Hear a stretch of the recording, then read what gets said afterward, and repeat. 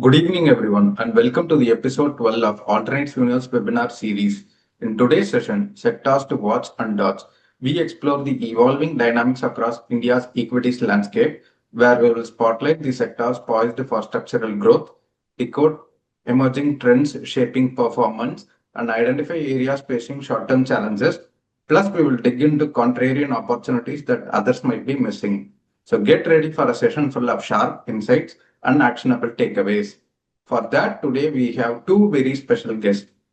First, Mr. Darshan Engineer, Fund Manager at Sundaram Alternate Assets. Mr. Darshan is an experienced investment professional with over 16 years of experience in financial markets, including 14 years in equities and 2 years in credit rating. His investment career spans across leading PMS and AF platforms such as Alchemy Capital, Karma Capital, and Valley Quest Investment Advisors, with a focus on smaller mid-cap strategies. He also held leadership roles in credit research during the later part of his stint at CRISIL. Known for his strong bottom-up research capabilities, Mr. Darshan brings deep sectoral expertise across consumer discretionary, auto and auto ancillaries, pharmaceuticals, chemicals, and information technology. He holds an MBA in finance from Jamnalal Bajaj Institute of Management Studies and a computer science engineering degree from Mumbai University. Welcome, sir. Next, we have Mr. Sandeep Tulsiyan, Fund Manager at Sundaram Alternate Assets. Mr. Sandeep is a seasoned investment professional with over 17 years of experience in equity research and portfolio management. His sectoral expertise spans capital goods, defense, consumer durables, cement, and auto ancillaries. Before joining Sundaram Alternates, Mr. Sandeep played a pivotal role at JM Financial, where he contributed to several marquee capital market transactions, leveraging his extensive corporate network and deep understanding of the investment landscape.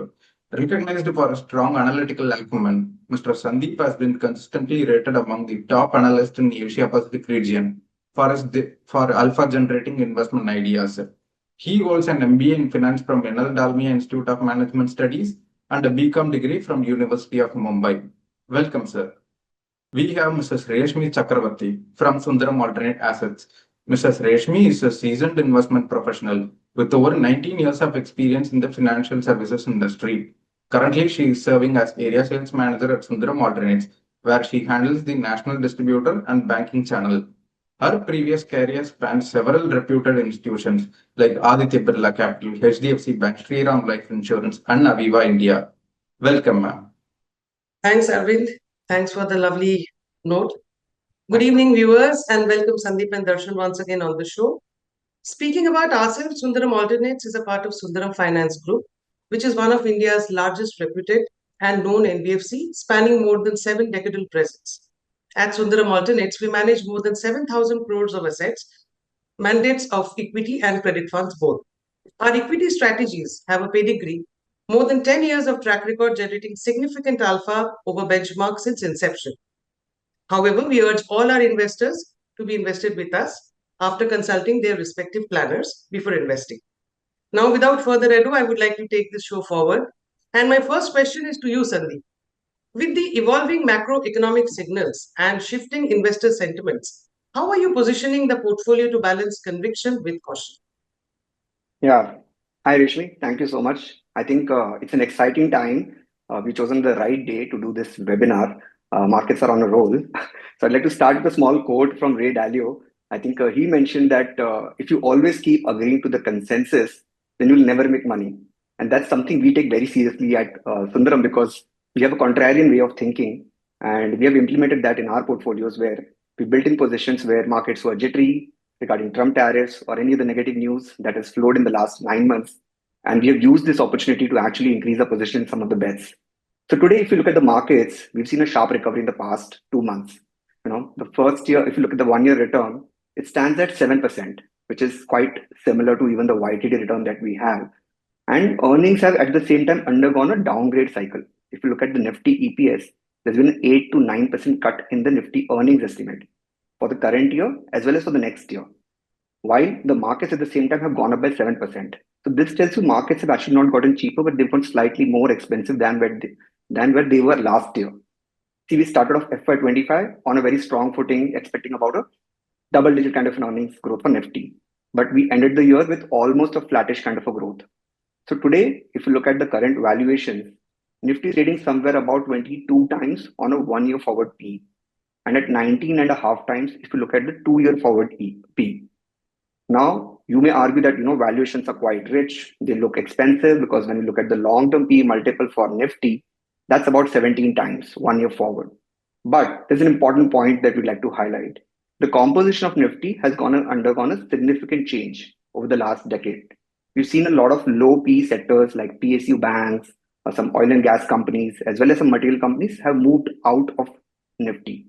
They've been replaced by some of the secular growth businesses like insurance companies, some of e-commerce names, retail names, even some of the IT names for that matter, which have relatively higher P as compared to the older generation companies. So if we adjust for this, there has to be an adjustment of about 8 to 10% that one has to do to the long-term average. So we are not quite far away from that 19 and a half times kind of an average that we'll come to. While we believe a lot of the earnings cut that the Nifty has seen in the last 6 months, they're largely factored in today's estimates, what we have seen. So when we go forward further 6 months from here, I think we'll roll forward to FY27 and you would realize that the markets are actually not that expensive. So our suggestion here to investors is it's more of a buy on dips kind of a market, and one should not really get over focused on the kind of multiples where the markets are trading. There are ample opportunities in different buckets to make money. At Sundaram, when we are analyzing the overall markets, we look at three different slices. The first slice is on the macro stability. I think we are in a quite a stable macroeconomic situation today. Number one is on the fiscal deficit side.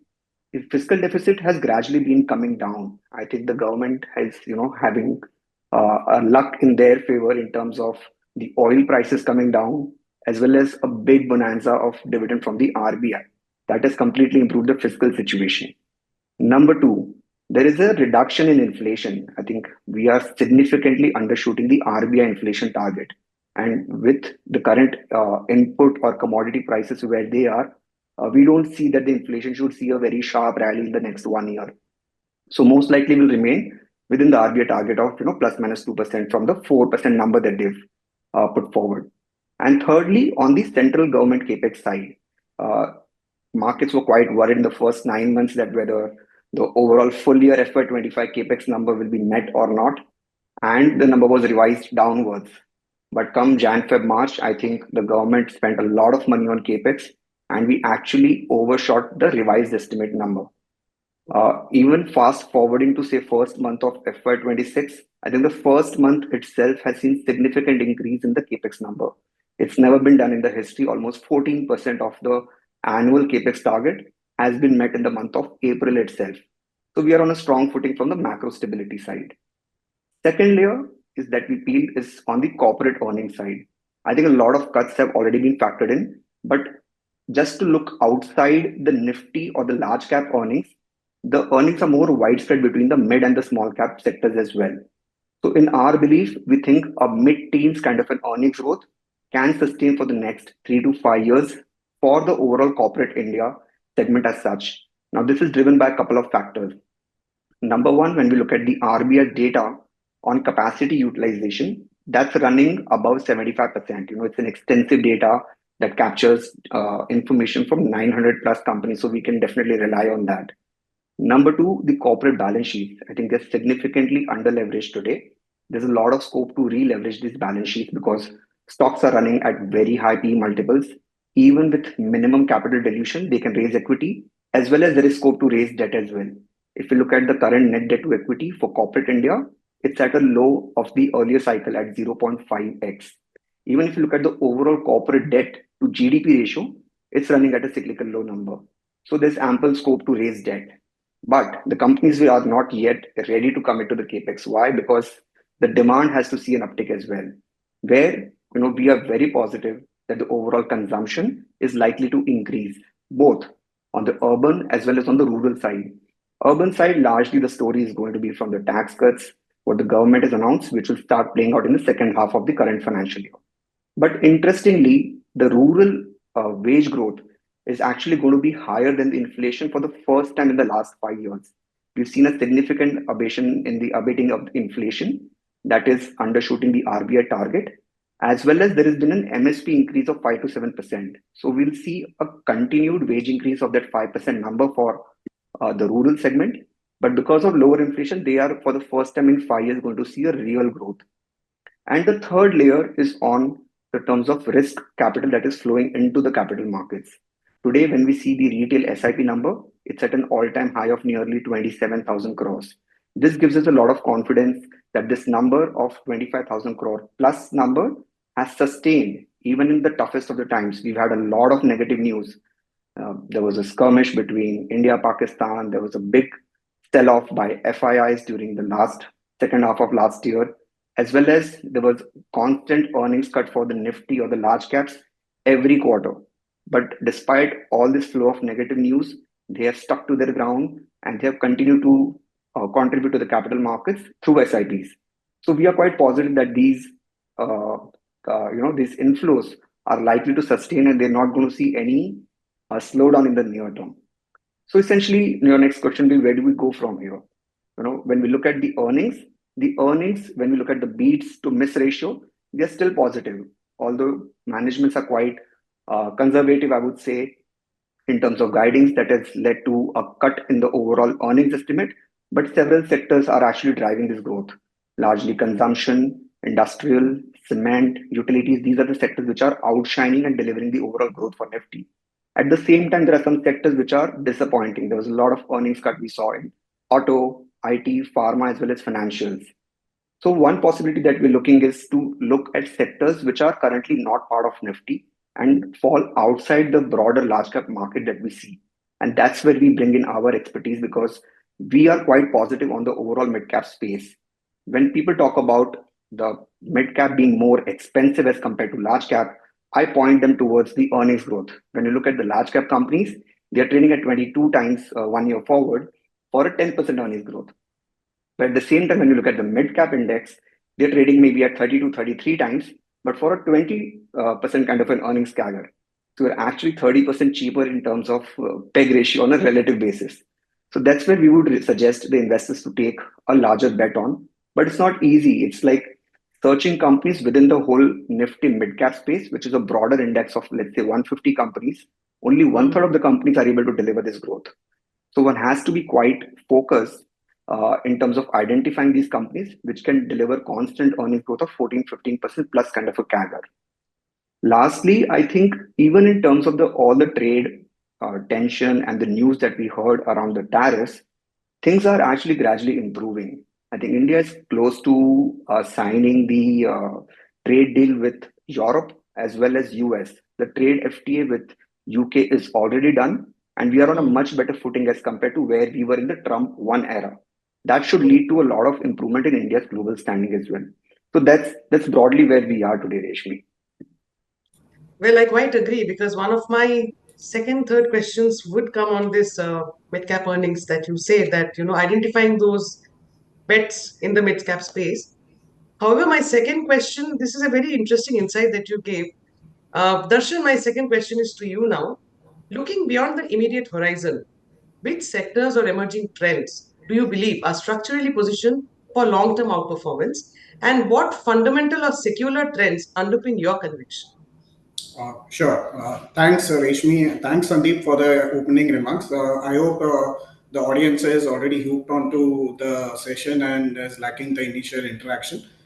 So if you look, every decade has delivered one large theme which did extremely well for the decade. So, for example, there was a secular bull market in India in the early 2000s, all the way up till 2007-8, which was that of infrastructure and general capital goods.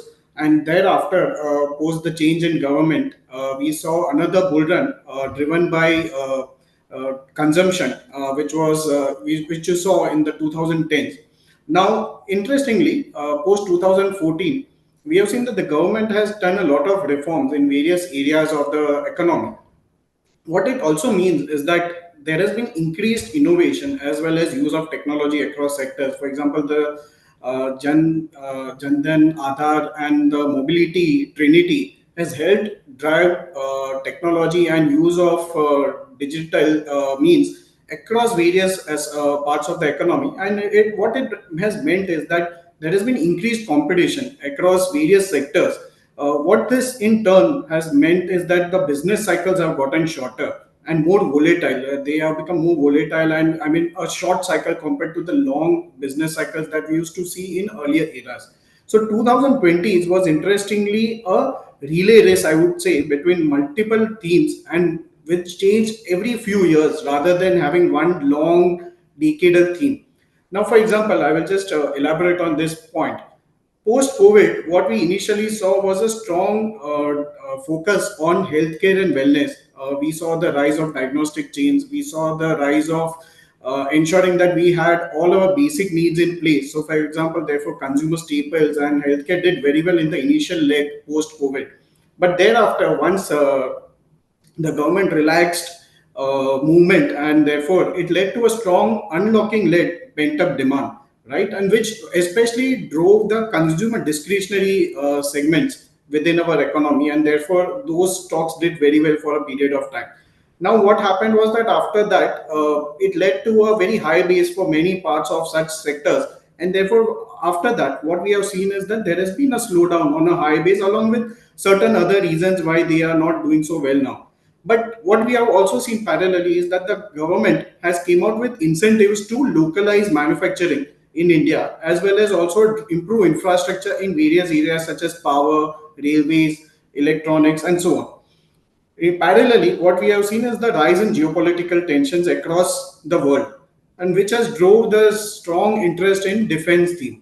Now, if you look at it in another angle, what you will also notice as the COVID and supply chain disruptions also forced corporates to become more efficient, not just in terms of profit, but also in terms of balance sheet. Therefore, we have seen that the corporates have not really used debt to fund their capex, if at all. They have rather leveraged the strong balance sheet and raised capital because of the good valuations that they have got in the capital markets. And in fact, they have been able to raise the capital they needed by diluting a very small stake. We have seen that there have been so many different blocks by PE promoters or the promoter families who have raised capital to fund their capex rather than resorting to debt. Uh, so therefore, in the short term, if you see, it's very difficult to determine which theme or which sector will drive the next leg of capital appreciation. As Sandeep already mentioned, I mean, the demand had been weak in the past few quarters and we saw earnings cut. The RBI has also taken several steps to relax the stringent requirements that it had imposed last year. It has also done a lot of rate cuts. We have seen a 100 bips rate cut cumulative over the past few quarters now. This has driven the market back to new near all-time highs again. Now, what this means is that in the near term, with the rich valuations, you may feel that it is difficult to invest in the Indian equity market. However, if you slightly increase the scope of your investment horizon, if you were to have a 3 to 5 year view, there are several themes that are still available and I think are expected to do well over the next few years. So let me just take you through a few of them. So the first one, if you notice, is that of financialization of our economy. Now, what do I mean by that?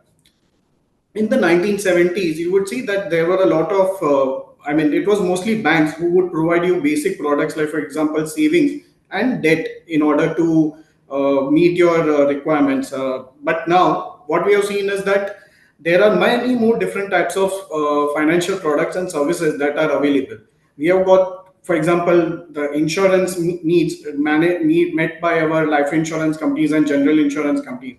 If we want any investments, we have a plethora of opportunities relating to either equity or structured debt and even complex derivative. So there are many several sectors which support these kind of needs in our economy. Over the past 20, 30 years, all of them have grown at very healthy rates. Despite this strong growth in the past many years, they continue to remain underpenetrated. If you notice, equity investing is still concentrated only in certain parts of our country. It has not become democratized as yet. And therefore, there is still a very long runway of growth for many of these themes. So, for example, in investing or in equity investment, we have got wealth management firms, brokers, we have got exchanges, and we have got market infrastructure companies like the KRA companies who are available to us. Similarly, we have got specialized NBFCs now who are focused on a lot more specific niches of debt. So, for example, we have got auto finance companies, vehicle finance companies, we have got SME lending. There are specialized NBFCs who are very focused on one subsegment in each and are doing very well in their respective areas.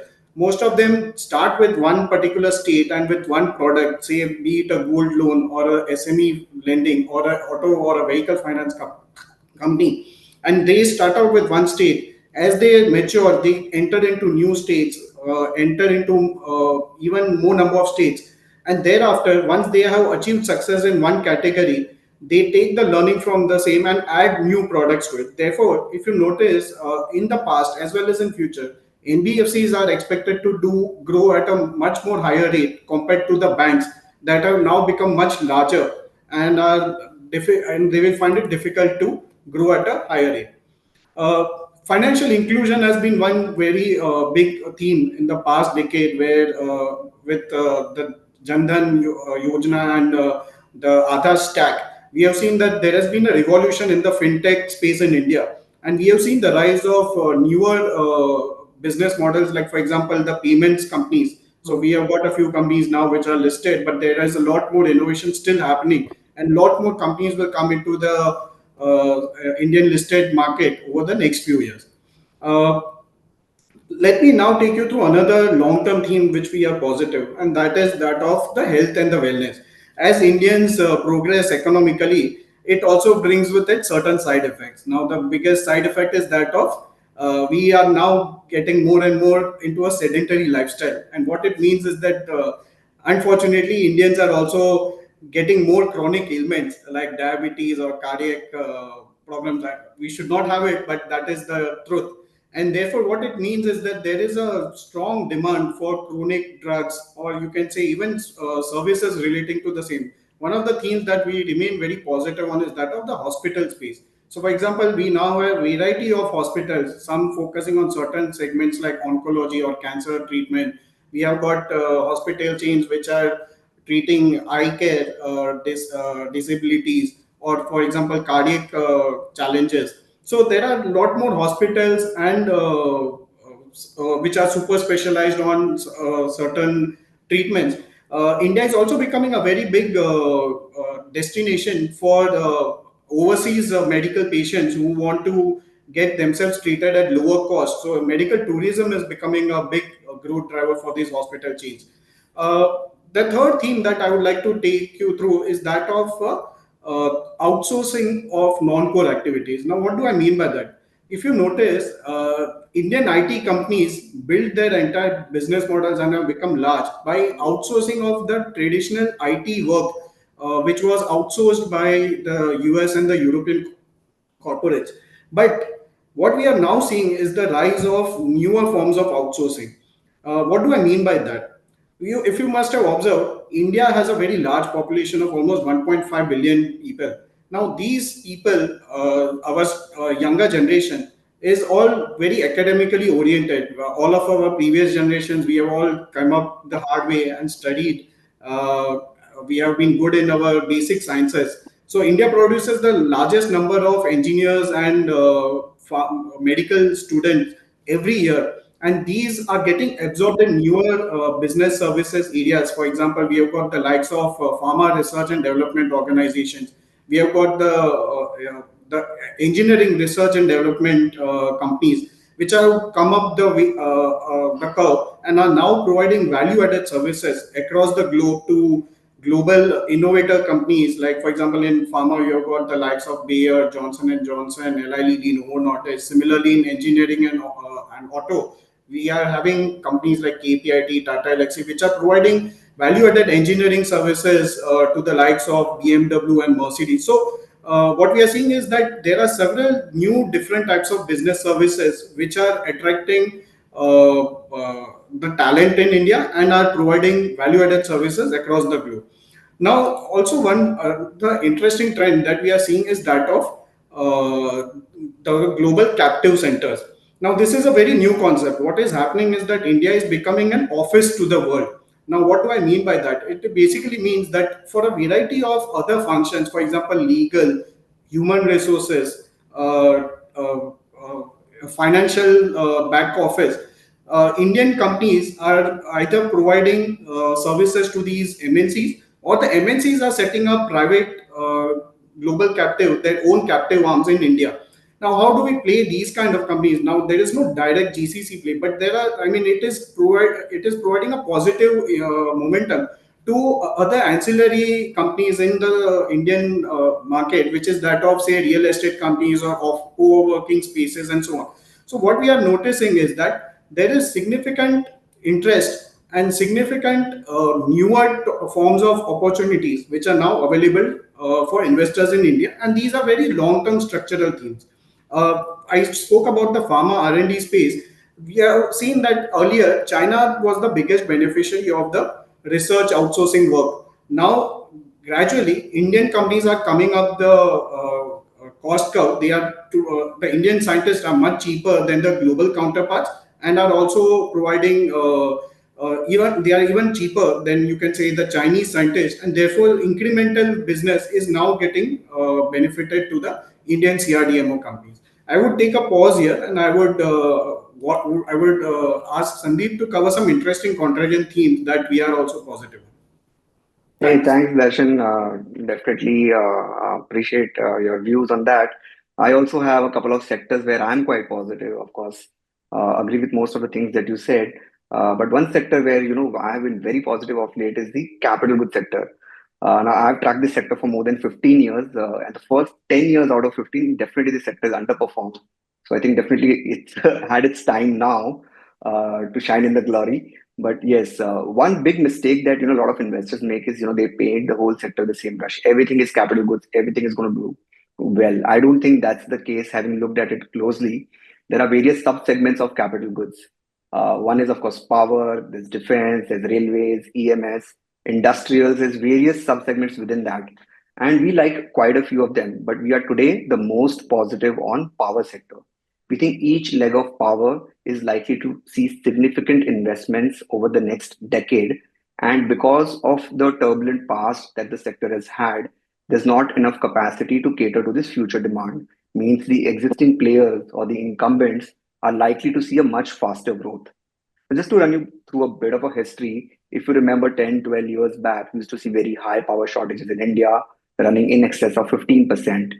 If you look at the current numbers, in fact, last month during May, on 1 hour, particular 1 hour, the prices on the electricity power exchange had hit a low of almost 11 paise a unit. Essentially, there was too much power in supply while there was not enough demand in that particular 1 hour to do the offtake. But we think there's a 6-7% kind of a GDP growth with a multiplier effect. It's going to result in about 7.5 to 8% kind of power investments in the country. And there's not enough capacity which can cater to this acceleration or increase in the power capacity today. So just to give you some broader numbers, today when we look at the India's power capacity, it's roughly about 470 gigawatts. Nearly 50% of it is thermal, and balance 50% is non-fossil fuel. Now, what has happened in the last decade is solar prices have gone down by about 65 to 70% in terms of modules and cell prices. But the installations have gone up by about 40 times. If you look at the 12-year-old number to today, the overall solar installations have increased massively. But despite that, when we look at the overall power demand that needs to be met on a round-the-clock basis, that's not being met, because essentially you generate solar power during the day, but the evening peak hours still need to be met by the traditional thermal power plants, which is coal and gas, which is where a lot of underinvestment has happened. So the first theme that we play within power is the generation piece, where because of past underinvestments, a lot of companies have gone out of business. So the surviving players are right now reviving their capacity, and they're taking up a larger part of the overall investment pie. The second leg on the power capex side is the transmission and distribution piece, where a lot of underinvestment has happened in the past decade. The thumb rule says if you spend 1 rupee in generation, you have to spend 1 rupee on T&D as well. But in the past decade, that number has been 0.6.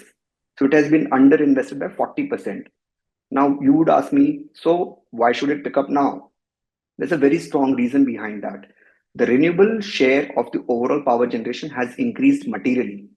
And when you look at the numbers going forward in the next 5 years, bulk of the capacity addition, more than 70-75% of capacity addition, is likely to happen on the renewable side. Now, as this power is not generated round the clock, they need a smarter grid. They need certain kind of investments which are specialized in nature to evacuate this power from one part of the country to other part of the country. As well as there is latency and other technical factors which need to be taken care of, which can be done only by specialized company. So when you are investing in companies with these kind of specialized skills and equipment that they can provide, definitely I think investors are going to make a lot more money. And not just on the upstream transmission side, when power reaches the final leg of consumption, there's a lot of investment in downstream products like smaller transformers, cables, wires, UPS, things like that. So within that space, also there are several companies that are aggressively investing in capacity. And given the economics where we are, I think these capacities are going to give them much higher ROIC than a company which is entering the sector now and wanting to take a piece of that. So I think the incumbents are going to take bulk of the market share and return ratios over here. And the third piece on the power capex side is the exports. Now, we are not generally very bullish about the exports, but within a particular leg, we are seeing this overall dearth of power capacity is happening globally, where we think certain companies who are in the non-traditional, non-coal, non-gas, the larger gas power plants, kind of an equipment what they manufacture, these specialized equipment manufacturing companies are likely to benefit out of this trend, essentially because AI is gobbling a lot of power globally, and there needs to be credible power sources in addition to the traditional sources, which can bring up this generation capacity. So those are the three legs in power where we are positive. Outside of power, the second sector where I'm quite bullish is the Indian consumption trend, not the staples, but the discretionary piece of it.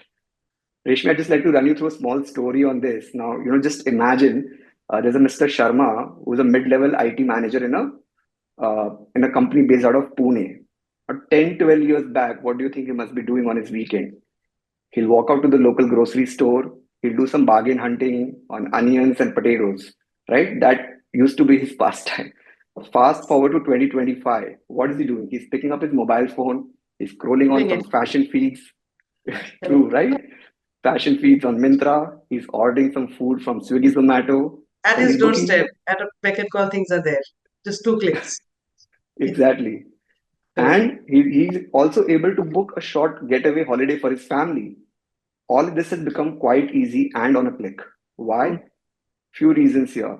One is there's a big jump in the per capita income growth, and there's a participation of women in the workforce. So the disposable income of the family has actually gone up. Secondly, there is digital access. You have cheap internet, as well as you have a robust payment system in form of UPI.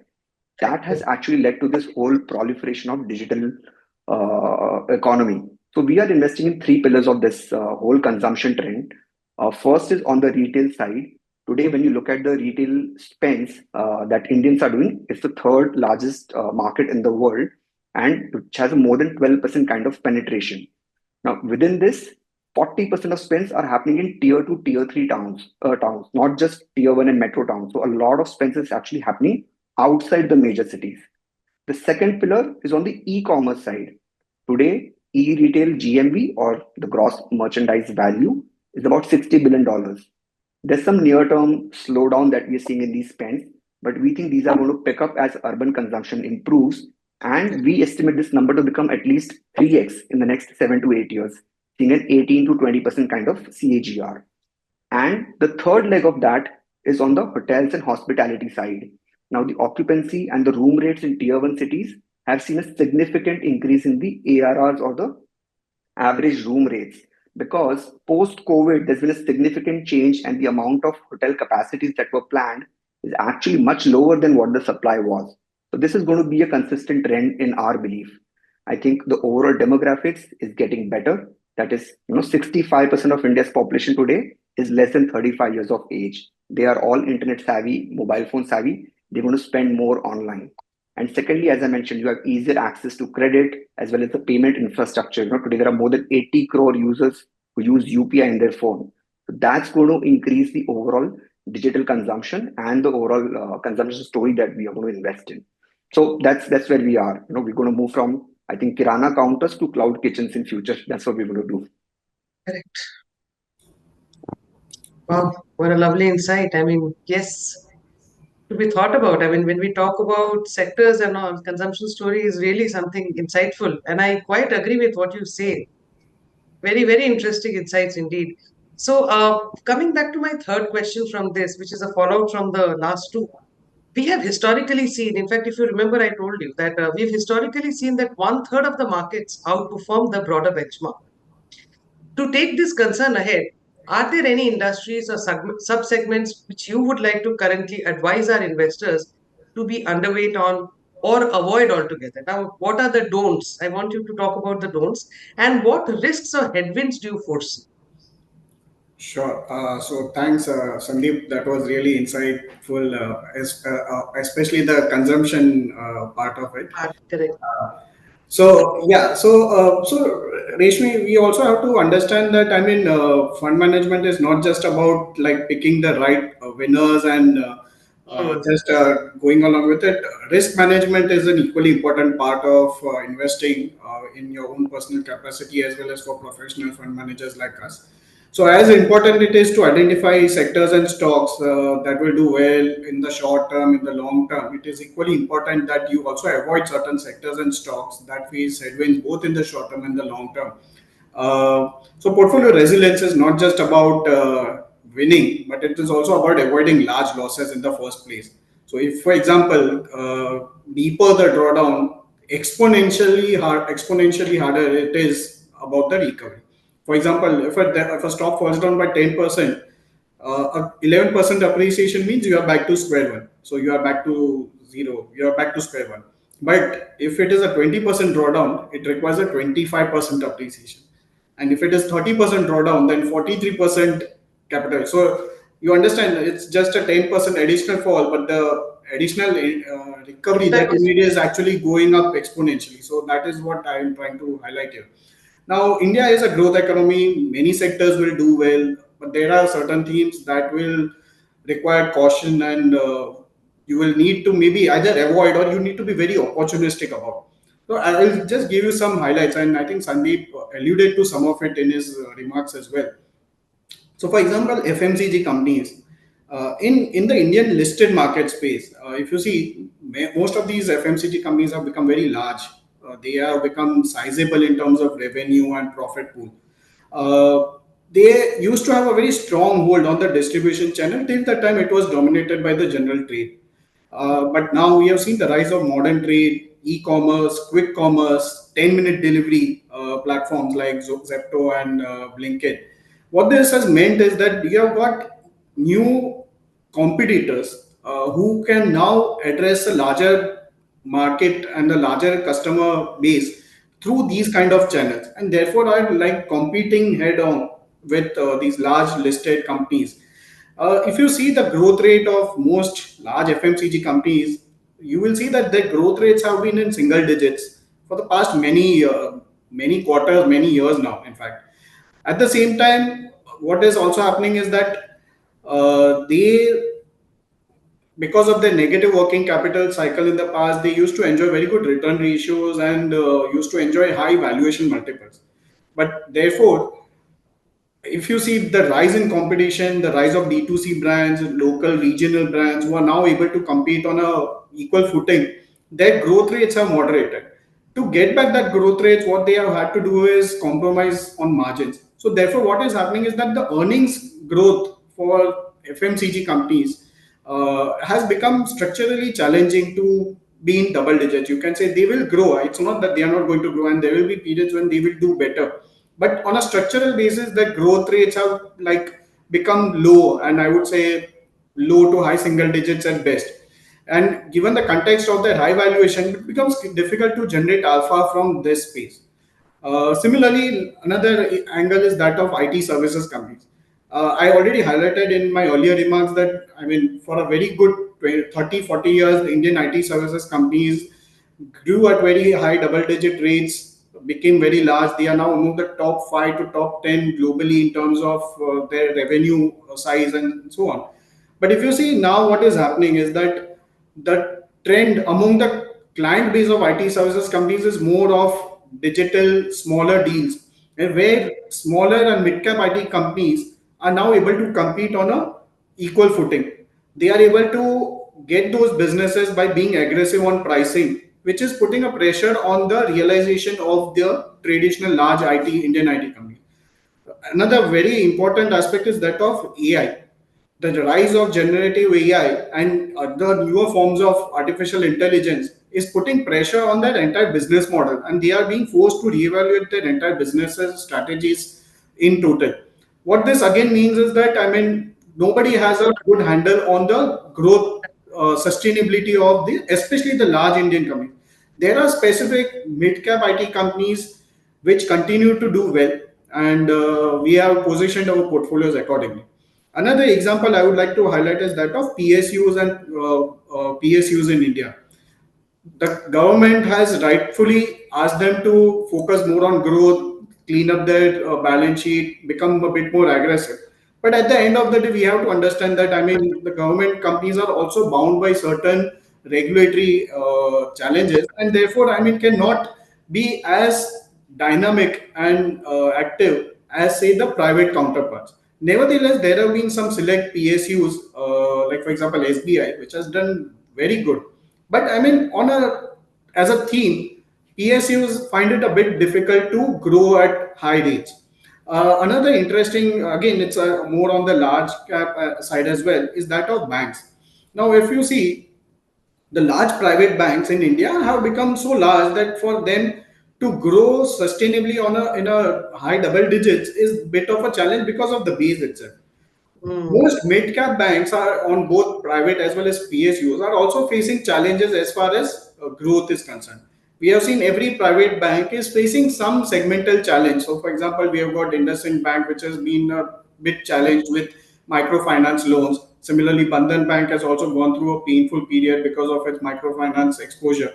Similarly, there are other banks which, because of regulatory reasons, cannot really compete on an equal footing with some of the specific NBFCs.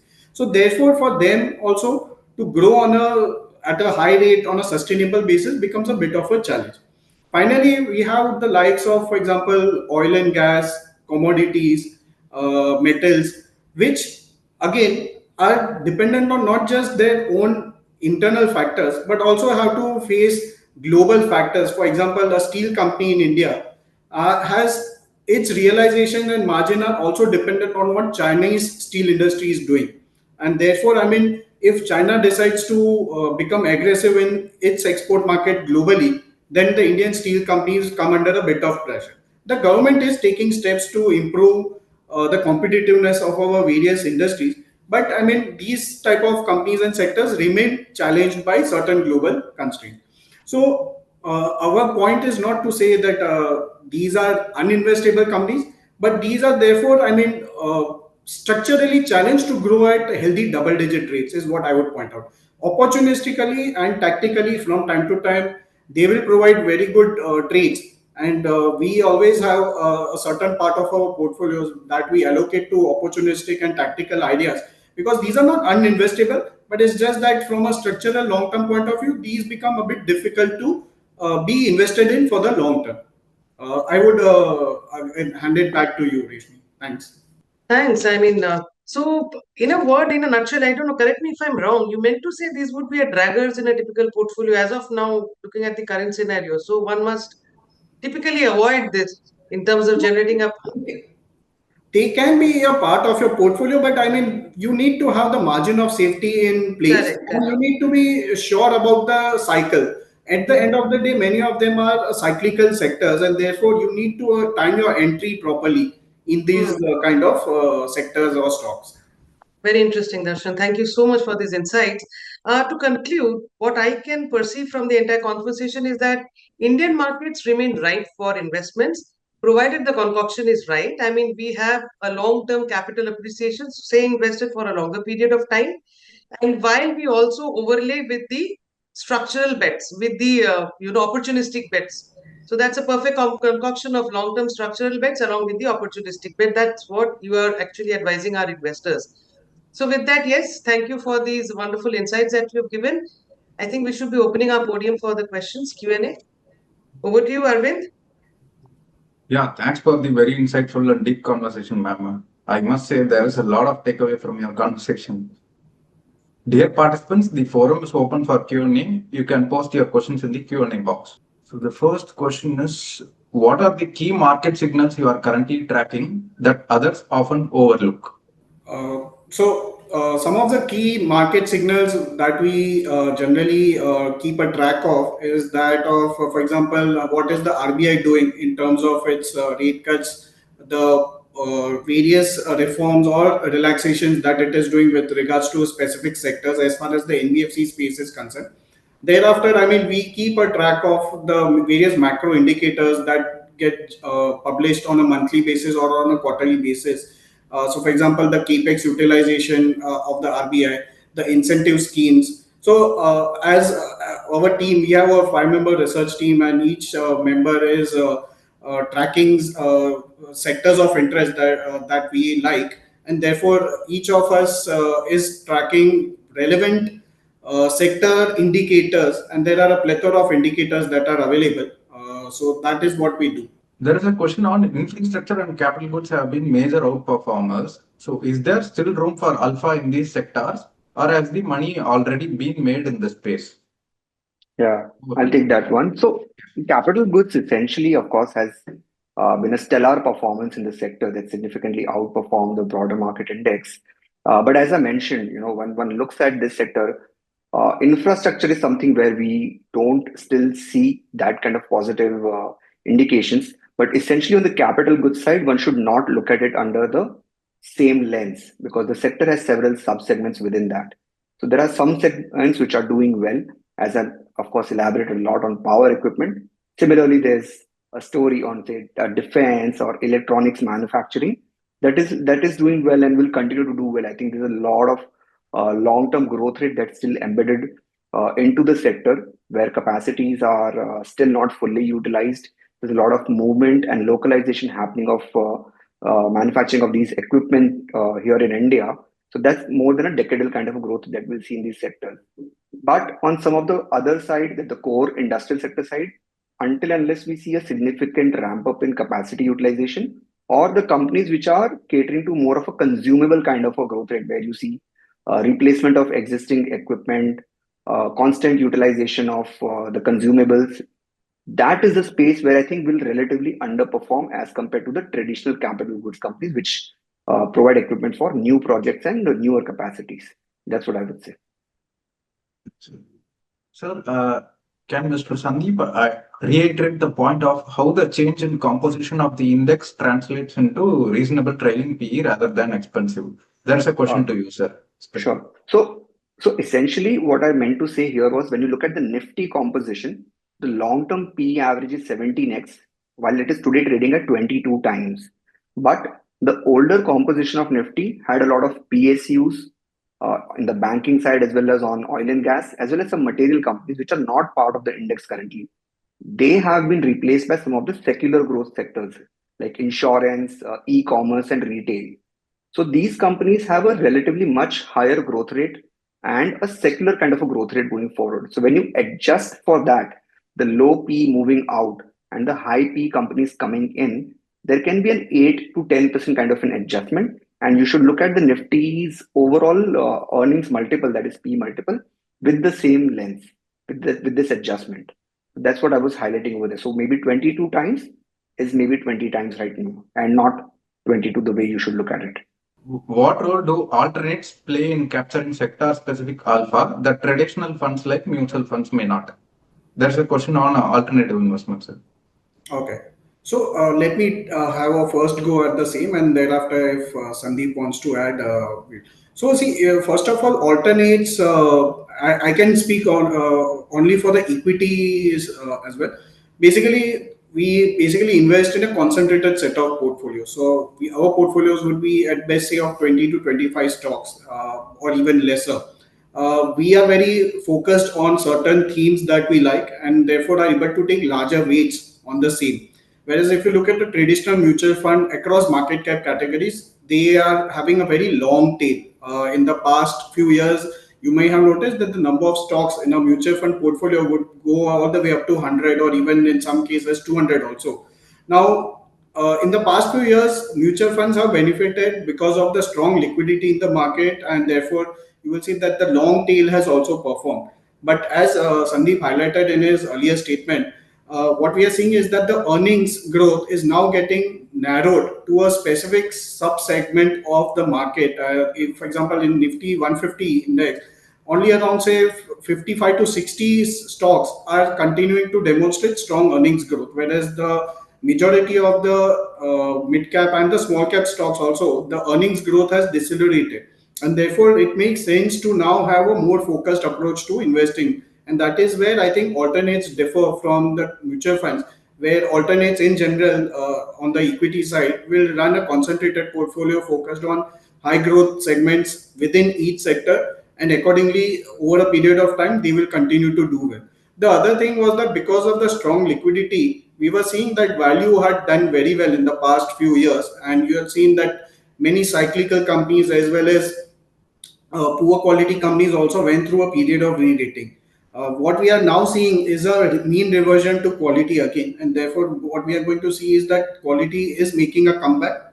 Growth plus quality is making a comeback, and therefore you will see that concentrated, quality-oriented portfolios bought at the right valuation multiples will deliver much better alpha compared to a long tail oriented portfolio. So there is a question on with rising digital transformation across industries. Are there any niche technology or new age sectors you believe are currently undervalued? Yeah, hi. So of course, we are quite positive on some of the sectors where, I mean, even we are searching for specific plays in digital transformation of several sectors where the themes can actually benefit investors. It's honestly very difficult. Like if you want to invest in, let's say, an AI company today in India, it's very, very difficult to find that kind of a play within the listed space. So how would we play it? We play it indirectly through a company that manufactures power equipment for running data centers, for the companies who are providing real estate as well as equipment to install a data center. So that's how we are playing this theme currently in an indirect way. Globally, also, there's a lot of investment happening in AI, and there's been a constantly technology change. So some of the IT companies who are on the ER&D side, that's where a lot of investments will be moving in, and that's a space that we evaluate to invest in. But in terms of direct play on AI and some of the future digital transformation themes, I would say there are very limited plays today in India. Can you stretch on big bonanza dividend part? I think they are asking about the RBI dividend, sir. That actually, so RBI has given a dividend of 2.7 lakh crore last year, which was a big jump over FY24 number. So that is the one I was referring to. And that is a number that was not expected by the market. So it was much higher than what the market was expecting. So that was the number that is referring to in that question, in that piece. Oh, thanks, sir. What's your outlook on inflation, especially core versus headline? So they are asking some perspective on inflation, sir. Sure. Darshan, would you like to take that? Yeah, please go ahead.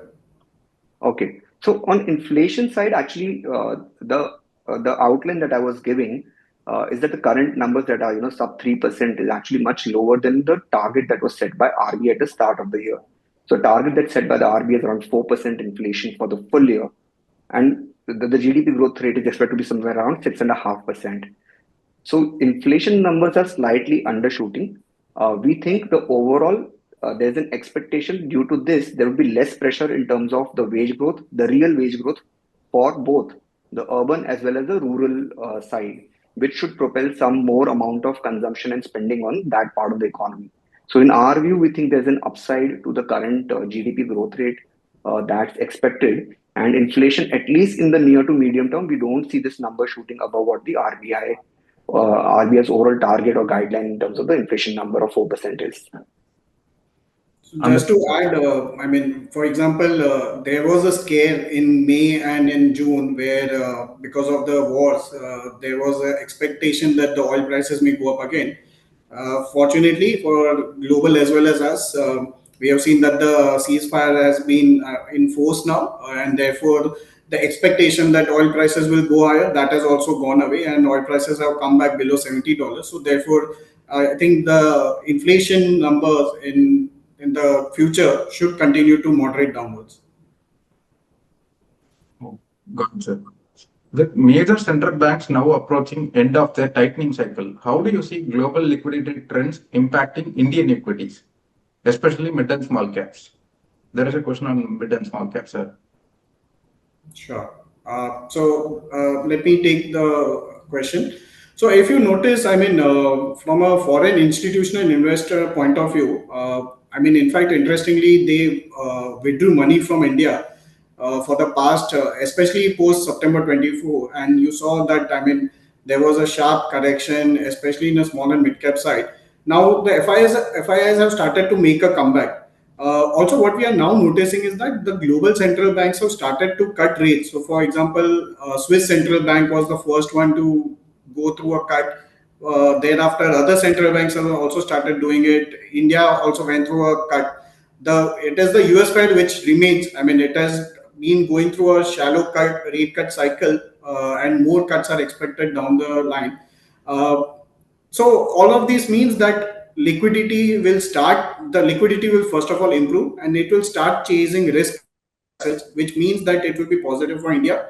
Traditionally, FIIs have been focused more on large caps in India, but now what we are also seeing is that FIIs have also become smarter in their investment, and there are many FII funds which are more interested in mid and small caps as well, the good quality ones, and therefore we will see an increase in the FII flows, especially towards mid and small cap. And interestingly, they are, I think, at the recent lows of around 18% of the market. So it is a matter of time before they again go back towards, say, upwards of 20% or more. And that would be again a positive development, especially for small and mid caps in India. Okay. So, what is the future that you foresee for electric vehicles in Indian auto industry? There is a question on electric vehicles. Sandeep, you want to take it? Yeah, go ahead, Darshan, go ahead, please. Okay, sure. So see, electric vehicles, I mean, we have seen that post the PLI schemes, as well as various government incentives, especially from the state side as well. So many state governments came out with additional incentives over and above the central government schemes. What we saw was that there was an increase in the penetration and more adoption of electric vehicles, especially on the two-wheeler side. So first of all, we saw a rise in the number of players in the electric two-wheeler space. Many unorganized players basically importing the various parts required in an electric scooter and assembling it in India, and thereafter selling those electric two-wheelers to the Indian market. And therefore, we saw that the percentage of electric two-wheelers in the overall scheme of in the overall two-wheeler industry rose from 0% all the way up to 5 to 6%. From year on, we have seen that they have not really increased. It has been stagnating at around this percent. Why is this so? Because the government clamped down on illegal and poor quality electric two-wheelers, and it resulted in the stronger, more organized players gaining market share, now becoming the more dominant ones. So, for example, earlier you had several names, like for example, a Hero Electric or some really unknown names which were dominating the space. But now, if you notice, it is dominated by mainly three players, which is Ola Electric, TVS Motors, and Bajaj Auto, with their respective brands, and each one of them is having a market share of around 22 to 25% each. And therefore, the top three or four players are now almost 80% of the electric two-wheeler space. On the four-wheeler side, adoption has improved, but it is still not to the extent of, say, what is we have seen in the two-wheeler space. And that is because, I mean, of the charging infrastructure, which is still not up to the mark in India. For many places, even in cities, we will see that there is lack of charging infrastructure, and which forces consumers to continue with their ICE vehicles. In terms of the component supply chain, India is localizing a lot of components which are required in an electric vehicle, but the critical parts, which is that of the battery, we are still dependent on China. And the government is giving PLI incentive schemes to the battery manufacturers and the cell manufacturers to localize that as well. But it will take time. In the meantime, what we have also observed is that there are certain use cases where ICE remains relevant. For example, in hilly regions or in high load bearing capacities, you will see that the diesel or even a petrol vehicle will remain relevant. So therefore, I think it is over a period of time, you will see a stability in the market share between electric and the ICE vehicles. Uh, Indian companies have taken the lead. For example, we have got Mahindra and Tata Motors, which are dominating on the four-wheeler side. They have came out with some really fantastic products which are being accepted very well by the Indian consumer, and you see a lot of electric vehicles on the road, both on the two-wheeler as well as on the four-wheeler side. So localization will be a theme going forward, but it will take its own sweet time. There will be challenges and hiccups along the way, but I think over a period of time you will see that electric vehicles will make headway and will become a crucial part of the Indian auto space. Yeah, thanks for it, sir. I think we are done for the session, ma'am. Remaining questions we will share it with you so that your team can answer, ma'am. Darshan sir and Sandeep sir, thank you for sharing your insights in this session. I must say it's really very interesting and very deep dive conversation. We have enjoyed it thoroughly. Thank you, Rashmi ma'am, for your presence in our session. Pleasure is Thank you all so much. ours. Thank you, Thank you. Darshan. Thank you, Sandeep. Thank you Thank you so Thank much. all. you, viewers.